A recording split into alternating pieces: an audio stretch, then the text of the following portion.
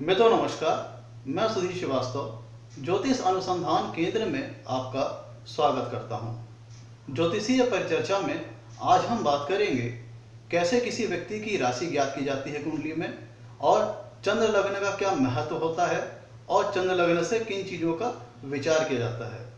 हर व्यक्ति के मन में ये जिज्ञासा रहती है कि कुंडली में उसकी राशि कौन सी है।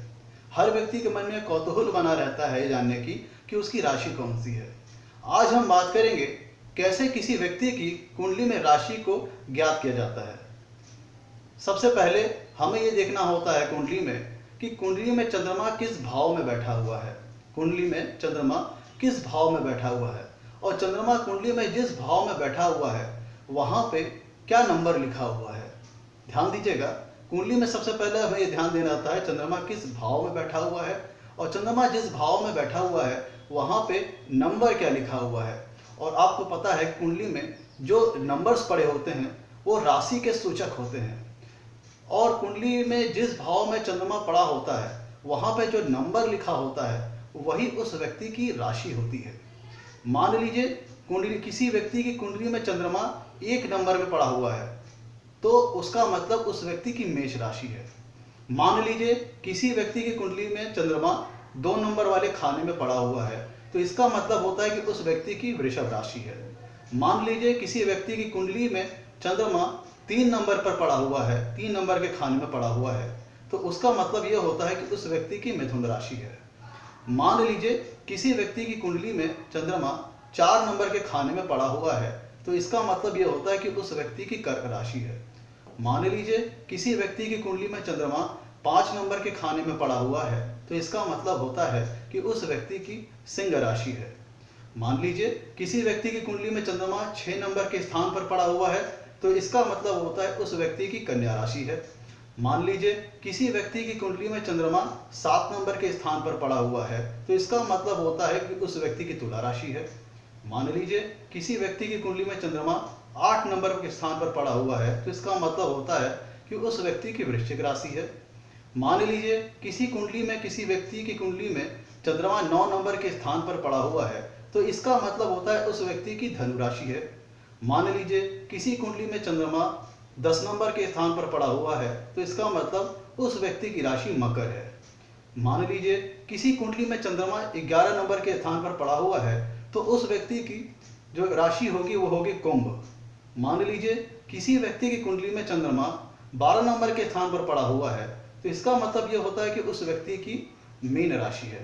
ध्यान दीजिएगा, ये जो कुंडली में जो नंबर्स पड़े होते हैं वो राशि के सूचक होते हैं। 1 नंबर मेष राशि, 2 नंबर वृषभ राशि, 3 नंबर मिथुन राशि, 4 नंबर कर्क राशि, 5 नंबर सिंह राशि, 6 नंबर कन्या राशि, 7 नंबर तुला राशि, 8 नंबर वृश्चिक राशि, 9 नंबर धनु राशि, 10 नंबर मकर राशि, 11 नंबर कुंभ राशि और 12 नंबर मीन राशि। तो आपको ये देखना है कि कुंडली में चंद्रमा किस भाव में पड़ा हुआ है, और जिस भाव में चंद्रमा स्थित है वहां पे नंबर क्या लिखा हुआ है, और जो नंबर वहां पे लिखा होगा वो जिस राशि का सूचक होगा वही उस व्यक्ति की राशि होगी। उदाहरण के लिए अगर किसी कुंडली में चंद्रमा 5 नंबर के स्थान पर पड़ा हुआ है तो इसका मतलब उसकी सिंह राशि है।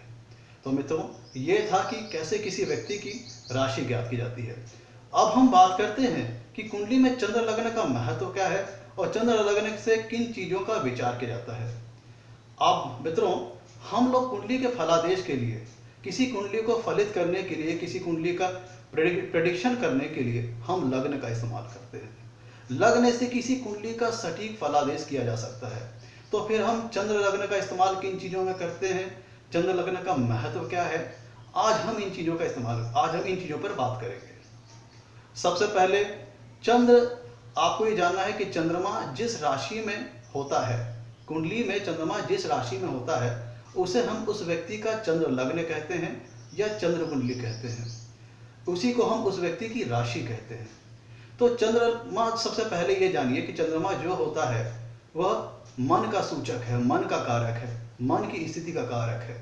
चंद्रमा मन का कारक है, तो इसका मतलब ये होता है कि चंद्रमा की कुंडली में जैसी स्थिति होगी, शुभाशुभ स्थिति के अनुसार किसी व्यक्ति की मनः स्थिति को ज्ञात किया जा सकता है। किसी व्यक्ति की मनः स्थिति कैसी रहेगी, उसके मन में शांति है, किसी प्रकार का कौतूहल है, चिंता है, तनाव है, या फिर वो शांतिपूर्वक ढंग से अपने जीवन को व्यतीत करेगा, किसी की मन की स्थिति क्रिएटिव है कि डिस्ट्रक्टिव है। इन सारी चीज़ों का विचार हम कुंडली में चंद्र लग्न की स्थिति के अनुसार करते हैं। मतलब कि चंद्रमा जिस राशि में पड़ा हुआ है उसकी स्थिति के अनुसार व्यक्ति के मन के ऊपर उसका प्रभाव पड़ता है।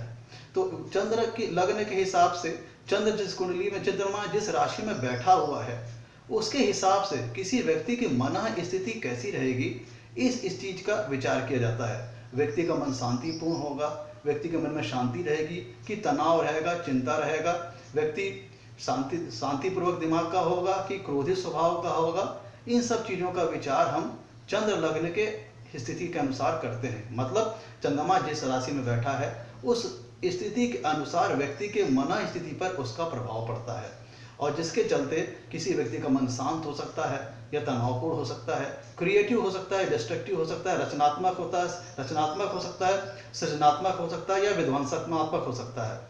कहने का मतलब चंद्रमा क्रिएटिविटी भी प्रदान कर सकता है और डिस्ट्रक्टिविटी प्रदान कर सकता है अगर वो बहुत ज़्यादा पाप प्रभाव में है और अशुभ स्थिति में है।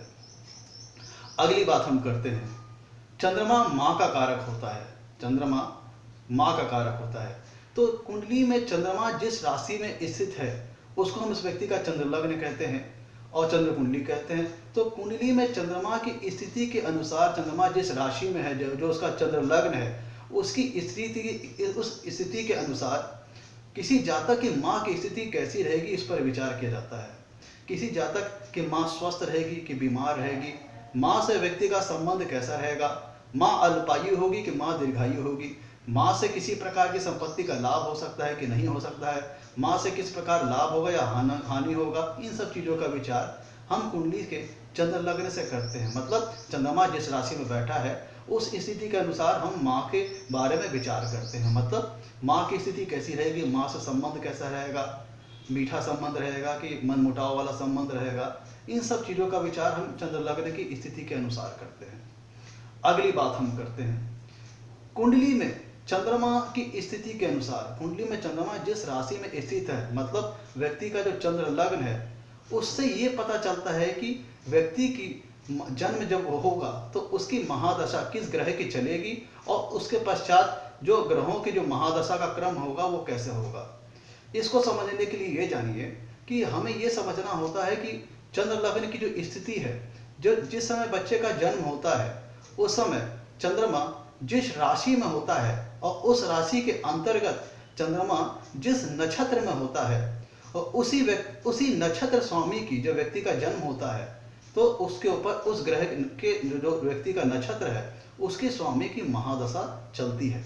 ध्यान दीजिएगा, जब किसी बच्चे का जन्म होता है तो उसके जन्म के समय चंद्रमा जिस राशि में स्थित होता है और उस राशि के अंतर्गत जिस नक्षत्र में होता है तो उस नक्षत्र स्वामी की व्यक्ति के जन्म के समय महादशा आरंभ होती है, और वहीं से डिसाइड हो जाता है कि जातक के ऊपर जो ग्रहों का जो महादशा का क्रम रहेगा वो किस प्रकार रहेगा। यहीं से वो सारी चीजें डिसाइड हो जाती है। तो चंद्र लग्न के वजह से, चंद्र लग्न के महत्व की वजह से, चंद्र लग्न से ही हम ये विचार करते हैं कि व्यक्ति के जन्म के समय उसके ऊपर किस ग्रह की महादशा चली होगी और उसके बाद ग्रहों की महादशा का क्रम किस प्रकार रहेगा। उन सब का विचार भी हम कुंडली में चंद्र लग्न की स्थिति के अनुसार करेंगे। कैसे करेंगे? ध्यान ये देना होगा कि जब व्यक्ति का जन्म होता है उस समय चंद्रमा जिस राशि में होगा, उस राशि के अंतर्गत जिस नक्षत्र में होगा, उस नक्षत्र स्वामी की जन्म के समय, व्यक्ति के जन्म के समय उस नक्षत्र स्वामी की महादशा उस व्यक्ति के ऊपर चलेगी। तत्पश्चात उसके बाद फिर वहां से ये डिसाइड हो जाएगा कि जो ग्रहों की महादशा का क्रम रहेगा वो किस प्रकार रहेगा। तो यहाँ से ये क्लियर हो गया कि चंद्र लग्न की वजह से ही कि जन्म के समय किस व्यक्ति के ऊपर किस ग्रह की महादशा चलेगी ये पता चलता है, और वहां से ग्रहों की महादशा का क्रम क्या रहेगा ये पता चलता है। अगली बात हम करते हैं, चंद्र लग्न की वजह से ही ये ज्ञात होता है किसी व्यक्ति के ऊपर शनि देव की 7.5 कब शुरू होगी और कब खत्म होगी। ध्यान दीजिएगा, चंद्र लग्न की स्थिति के अनुसार ही ये पता चलता है कि किसी व्यक्ति के ऊपर शनि देव की 7.5 कब शुरू होगी, कब खत्म होगी। 7.5 क्या होती है इसके बारे में थोड़ा आपको बता देता हूँ कि जब किसी व्यक्ति का जन्म होता है जिस राशि में चंद्रमा होता है वही उस व्यक्ति का चंद्र लग्न होता है, और चंद्र राशि होती है, कहें चंद्र कुंडली होती है। तो जब जिस जन्म राशि में चंद्रमा पड़ा हुआ है उस राशि से जब हम गोचर में शनिदेव, जब गोचर में शनिदेव जो जन्म कुंडली में जहाँ चंद्रमा पड़ा हुआ है उस राशि से एक भाव पहले जब शनिदेव गोचर में आ जाते हैं तब किसी व्यक्ति के ऊपर शनिदेव की साढ़े साती आरंभ हो जाती है।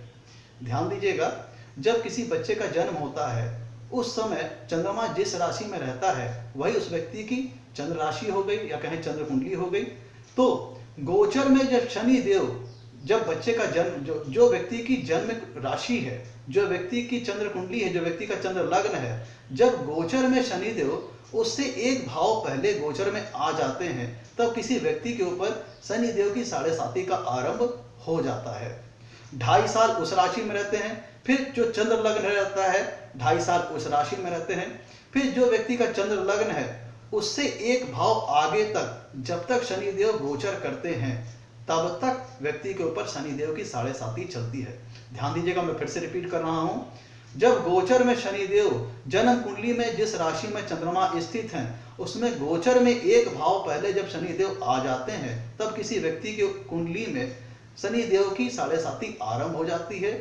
और जब गोचर में शनिदेव जो चंद्र लग्न है उससे एक भाव जब तक आगे तक, उसका एक चंद्र लग्न से एक भाव आगे तक जब तक शनिदेव उस भाव में गोचर करते हैं, चंद्र लग्न से एक भाव आगे तक, तब तक उस व्यक्ति के ऊपर शनिदेव की साढ़े साती चलती है।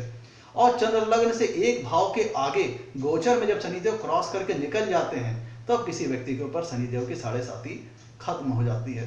ध्यान दीजिएगा, गोचर में शनिदेव जन्म राशि में जिसमें चंद्रमा स्थित है उसमें गोचर में जब एक भाव पहले आते हैं तब शनिदेव की साढ़े साती आरंभ हो जाती है। और जब चंद्र लग्न से एक भाव आगे तक जब तक शनिदेव है तब तक व्यक्ति के ऊपर शनिदेव की साढ़े साती चलती है। और जब चंद्र लग्न से एक भाव आगे शनिदेव निकल जाते हैं गोचर में तब व्यक्ति के ऊपर शनिदेव के साढ़े साती समाप्त हो जाती है। तो शनिदेव के साढ़े साती किसी व्यक्ति के ऊपर 7.5 साल रहती है। चंद्र लग्न से एक भाव पहले 2.5 साल उस राशि में शनिदेव विचरण करते हैं, 2.5 साल चंद्र लग्न वाली राशि में विचरण करते हैं और 2.5 साल चंद्र लग्न के एक भाव आगे वाली राशि में शनिदेव विचरण करते हैं। 7.5 साल किसी व्यक्ति के ऊपर शनिदेव की साढ़े साती चलती है। और साढ़े साती को ज्ञात करने के लिए चंद्र लग्न की आवश्यकता पड़ती है और चंद्र लग्न की मदद से ही हमें यह पता चलता है किसी व्यक्ति के ऊपर कब किसी व्यक्ति की शनिदेव की साढ़े साती शुरू होगी और कब शनिदेव की साढ़े साती खत्म होगी। तो चंद्र लग्न की मदद से ही हमें यह पता चलता है कब किसी व्यक्ति के ऊपर शनिदेव की साढ़े साती आरंभ होगी और कब किसी व्यक्ति के ऊपर शनिदेव की साढ़े साती खत्म होगी। अब हम अगली बात करते हैं, जो चंद्र लग्न का एक और इम्पॉर्टेंट यूज हुई है कि जब किसी व्यक्ति के वैवाहिक जीवन की बात की जाती है तो वर और वधु के जो गुण मिलान होते हैं वो भी चंद्र लग्न की मदद से ही किया जाता है। जब किसी वर वधु का गुण मिलान किया जाता है शादी के लिए कि इनके बीच पटरी खाएगी कि नहीं खाएगी, तो उसके लिए भी चंद्र लग्न का ही इस्तेमाल किया जाता है। अब वो देखिए कैसे होता है। चंद्रमा दोनों पक्ष, ध्यान दीजिएगा, वर पक्ष में भी और कन्या पक्ष में भी चंद्रमा जिस राशि में पड़ा हुआ है उस राशि के अंतर्गत जिस नक्षत्र में पड़ा हुआ है, ये दोनों चीज पर लागू होगी, वर की कुंडली में भी और वधु की कुंडली में भी। चंद्रमा जिस राशि में पड़ा हुआ है उस राशि के अंतर्गत जिस नक्षत्र में पड़ा हुआ है, वर की कुंडली में भी और वधु की कुंडली में भी, तो जो नक्षत्रों, जो गुण बोधक चक्र होता है, जो गुण बोधक चक्र होता है उसमें चंद्रमा जिस वर साइड की अगर हम बात करें तो चंद्रमा जिस राशि में पड़ा हुआ है उसके अंतर्गत जिस नक्षत्र में पड़ा हुआ है, और वही चीज कन्या के ऊपर भी लागू होगी। कन्या राशि में कन्या की कुंडली में चंद्रमा जिस राशि में पड़ा हुआ है उसके अंतर्गत जिस नक्षत्र में पड़ा हुआ है, तो वर के भी नक्षत्र में और वधु के नक्षत्र में, गुण बोधक चक्र में, दोनों के सामने जो गुणों की संख्या होती है वही होता है जिससे पता चलता है कि वर वधु के बीच गुण मिलान में कितने गुण मिल रहे हैं। मैं फिर से रिपीट कर रहा हूं, ध्यान दीजिएगा, दोनों के लिए सेम प्रोसेस है, वर और वधु के लिए दोनों के लिए सेम प्रोसेस है। चंद्रमा वर की कुंडली में और वधु की कुंडली में भी जिस जिस राशि में पड़ा होगा उसके अंतर्गत जिस जिस नक्षत्र में पड़ा होगा, तो वर की कुंडली में जिस नक्षत्र में पड़ा होगा और वधु की कुंडली में जिस नक्षत्र में पड़ा होगा, तो गुण बोधक चक्र में वर के नक्षत्र के आगे और वधु के नक्षत्र के आगे दोनों के बीच में जो गुण पता चलता है, जो गुण स्थापित होता है, उससे ही पता चलता है कि दोनों के बीच में वैवाहिक जीवन में गुण मिलान में कितना गुण मिल रहा है। उसी के आधार पर यह डिसाइड होता है कि कोई वैवाहिक जीवन सफल रहेगा या नहीं रहेगा, कि दोनों बीच कितनी पटरी खाएगी या नहीं खाएगी, या फिर मन का मेल होगा कि नहीं। तो जो वर वधु का जो गुण मिलान होता है उसमें भी चंद्र लग्न सहायक होता है। कैसे सहायता करता है?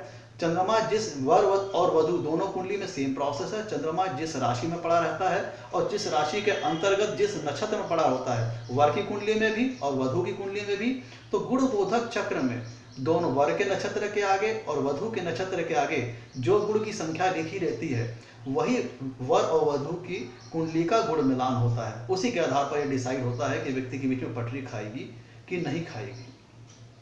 अगली बात करते हैं, चंद्र लग्न के वजह से, चंद्र लग्न की मदद से हम किसी व्यक्ति के ऊपर शनि देव की ढैया कब चलेगी, इसका भी विचार करते हैं। चंद्र लग्न की कुंडली की वजह से, चंद्र लग्न की मदद से हम ये डिसाइड करते हैं कब किसी व्यक्ति के ऊपर शनि देव की ढैया चलेगी या कब कब कब कब खत्म होगी। ध्यान दीजिएगा, जिस कुंडली में जिस व्यक्ति की कुंडली में, जन्म कुंडली में चंद्रमा जिस राशि में स्थित है, गोचर में जब शनि देव उससे चौथे भाव में गोचर करते हैं और या फिर 8वें भाव में गोचर करते हैं, तब फिर उस व्यक्ति के ऊपर ढैया चलती है। ध्यान दीजिएगा, चंद्र लग्न की जो व्यक्ति की जन्म कुंडली में चंद्रमा जिस राशि में स्थित है, अगर उससे चौथे भाव या 8वें भाव पर शनि देव गोचर में भ्रमण कर रहे होते हैं, तो उस स्थिति में उस राशि, उस व्यक्ति के लिए शनि देव की ढैया चलेगी। ध्यान दीजिएगा, मैं फिर से रिपीट कर रहा हूं, जन्म कुंडली में चंद्रमा जिस राशि में स्थित है, तो उस राशि से जब गोचर में शनिदेव चौथे भाव में गोचर करें या 8वें भाव में गोचर करें, तब उस व्यक्ति के ऊपर शनिदेव की ढैया चलेगी। मैं फिर से रिपीट कर रहा हूं, जन्म कुंडली में चंद्रमा जिस राशि में स्थित है, जब गोचर में शनिदेव उस राशि से चौथे भाव या फिर 8वें भाव भ्रमण करें, गोचर करें, तब उस व्यक्ति के ऊपर शनिदेव की ढैया चलेगी। तो शनिदेव की ढैया को भी ज्ञात करने के लिए हमें चंद्र लग्न की मदद की आवश्यकता पड़ती है। चंद्र लग्न की मदद से ही ये डिसाइड हो पाता है कि कब किसी व्यक्ति के ऊपर शनिदेव की ढैया चलेगी और कब खत्म होगी। तो प्रोसेस मैंने आपको बताया, जो व्यक्ति की जन्म कुंडली में चंद्रमा जिस राशि में स्थित है, जब गोचर में शनिदेव उससे चौथे भाव में या उससे 8वें भाव में गोचर करेंगे, तब उस व्यक्ति के ऊपर शनिदेव की ढैया चलेगी। चंद्र लग्न का एक यूज और है, एक इंपॉर्टेंट और है कि मान लीजिए किसी जातक की हमें जन्म का समय ज्ञात नहीं है, किसी जातक का हमें जन्म का समय ज्ञात नहीं है, लेकिन उसका डेट ऑफ बर्थ हमें पता है। किसी जातक का हमें जन्म का जो समय है वो ज्ञात नहीं है, लेकिन हमें डेट ऑफ बर्थ पता है और पैदाइश की जगह पता है, तो हम चंद्र कुंडली की मदद से तकरीबन 40 से 50% तक उस व्यक्ति के बारे में फलादेश कर सकते हैं। ध्यान दीजिएगा, चंद्र लग्न की वजह से किसी व्यक्ति के बारे में एक्यूरेट फलादेश तो नहीं कर सकते, लेकिन अगर किसी व्यक्ति का हमें जन्म का समय नहीं पता है लेकिन डेट ऑफ बर्थ पता है और पैदाइश की जगह पता है, तब उसकी मदद से हम तकरीबन 40 से 50% तक चंद्र लग्न की मदद से उस व्यक्ति के भविष्य के बारे में बताया जा सकता है। तो मित्रों, यहाँ से ये क्लियर हो गया कि चंद्र लग्न का भी बहुत महत्व है, क्योंकि हर जातक ये सोचता है कि जब किसी जातक का फलादेश करना हो तो हम लग्न से करते हैं। तो चंद्र लग्न का महत्व क्या है, उनकी मदद से किन किन चीज़ों का विचार किया जाता है, तो आज हमने जाना कि चंद्र लग्न की मदद से किन किन चीज़ों के बारे में विचार किया जाता है। पहला तो मन की स्थिति, जातक का मनोबल कैसा रहेगा, आत्मविश्वास का रहेगा, आत्मविश्वास अच्छा रहेगा या फिर नर्वस टाइप का आदमी रहेगा। माँ की स्थिति, माँ के स्वास्थ्य के बारे में, माँ की आयु के बारे में, माँ से संबंध के बारे में, शनिदेव के 7.5 के बारे में, जन्म समय किसी बालक के किस ग्रह के जन्म के समय किसी बालक के ऊपर किस ग्रह की महादशा चलेगी, फिर उसके बाद ग्रहों की महादशा का क्रम किस प्रकार रहेगा, यह भी चंद्र लग्न की मदद से करते हैं। वर वधु की जो कुंडली में जो गुण का मिलान किया जाता है वो भी चंद्र लग्न की सहायता से ही किया जाता है, क्योंकि चंद्रमा जिस राशि के अंतर्गत, वर और वधु दोनों के ऊपर सेम प्रोसेस है कि चंद्रमा जिस राशि के अंतर्गत जिस नक्षत्र में रहता है, तो वर के नक्षत्र और वधु के नक्षत्र के सामने गुण बोधक चक्र में जो गुण आते हैं वही गुण मिलान में प्राप्त किया गया गुण की संख्या होती है, जिसके आधार पर हम ये निश्चित करते हैं कि शादी सफल होगी कि नहीं। शनिदेव की ढैया कैसे चलेगी, कब शुरू होगी, कब खत्म होगी, इसमें भी चंद्र लग्न मदद करने में सहायक होता है। चंद्र लग्न की वजह से ही या चंद्र कुंडली की वजह से ही ये ज्ञात होता है कि शनिदेव की ढैया कब शुरू होगी और कब खत्म होगी। और चंद्र लग्न की मदद से हम ये बता सकते हैं, अगर हमें उसकी डेट ऑफ टाइम, उसका जो हमें बर्थ का टाइम है वो नहीं पता है और डेट ऑफ बर्थ पता है और पैदाइश की जगह पता है, तो उस स्थिति के हिसाब से भी हम किसी व्यक्ति के बारे में 40 से 50% तक फलादेश किया जा सकता है।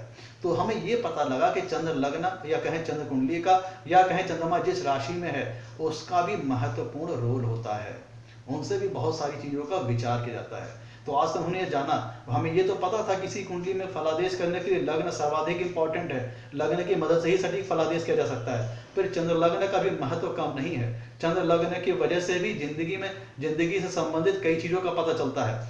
चंद्र लग्न की मदद से एक चीज़ और है, वो भी ध्यान दीजिए। जब किसी बच्चे का जन्म होता है, तो उस बच्चे का जो जन्म राशि नामकरण का जो पहला अक्षर रखा जाता है वो भी चंद्र लग्न की मदद से ही रखा जाता है। जब किसी बच्चे का जन्म होता है तो उसका जो जन्म राशि नाम होता है उसके पहले अक्षर, जो उसके नाम का जो पहला अक्षर रखा जाता है वो भी चंद्र लग्न की मदद से ही किया जाता है। इसके लिए प्रोसेस ये है कि जब किसी व्यक्ति का जन्म होता है उस समय चंद्रमा जिस राशि में होता है, उस राशि के अंदर जिस नक्षत्र में होता है और उस नक्षत्र के अंदर जिस चरण में होता है, उस शब्दावली में उस नक्षत्र के चरण से संबंधित जो शब्द रहता है उसी शब्द से संबंधित उस व्यक्ति के नाम का पहला अक्षर रखा जाता है। ध्यान दीजिएगा, किसी व्यक्ति का जन्म राशि का नामकरण करने के लिए, मतलब किसी व्यक्ति के जन्म राशि का नामकरण करने के लिए उसका पहला अक्षर ज्ञात करने के लिए जो प्रोसेस है वो ये है कि जब किसी व्यक्ति का जन्म होता है उसके जन्म के समय चंद्रमा जिस राशि में रहता है और उस राशि के अंतर्गत जिस नक्षत्र में रहता है और उसके नक्षत्र के अंतर्गत जिस चरण में रहता है, तो शब्दावली में उस नक्षत्र के चरण के लिए जो शब्द अंकित किए गए हैं उसी शब्द से जातक के नाम का पहला अक्षर रखा जाएगा। ध्यान दीजिएगा, मैं फिर से रिपीट कर रहा हूँ, किसी व्यक्ति के जन्म राशि के नाम का पहला अक्षर कैसे ज्ञात करते हैं। ये भी चंद्र लग्न की मदद से ही होता है। ध्यान दीजिए कैसे, चंद्रमा जिस राशि में स्थित हो, उस राशि के अंतर्गत जिस नक्षत्र में हो और उस नक्षत्र के अंतर्गत जिस चरण में हो, तो शब्दावली में उस नक्षत्र के अंतर्गत जिस चरण में, उस नक्षत्र के अंतर्गत जो चरण आ रहा है उस चरण से संबंधित जो शब्द अंकित होगा उसी शब्द से जातक के नाम का पहला अक्षर रखा जाएगा। तो आज मित्रों हमने ये जाना कि चंद्र लग्न की मदद से क्या महत्व क्या है और किन किन चीज़ों का विचार किया जाता है। हमें ये पता है किसी कुंडली का फलादेश करने के लिए लग्न अत्यंत महत्वपूर्ण होता है, लग्न से ही सटीक फलादेश किया जा सकता है, पर चंद्र लग्न का भी महत्व कहीं कम नहीं है। जिंदगी कई महत्वपूर्ण चीज़ों का विचार हम चंद्र लग्न की मदद से ही करते हैं। आज हमने ये जाना कि चंद्र लग्न का महत्व क्या है और उनसे किन किन चीज़ों का विचार करते हैं। आपसे मैं इजाज़त चाहूँगा, मैं कहना चाहूँगा आप मेरे वीडियो को लाइक करें और मेरे चैनल को सब्सक्राइब करें ताकि मेरे आगे आने वाले वीडियोस की आपको जानकारी मिल पाए। धन्यवाद मित्रों।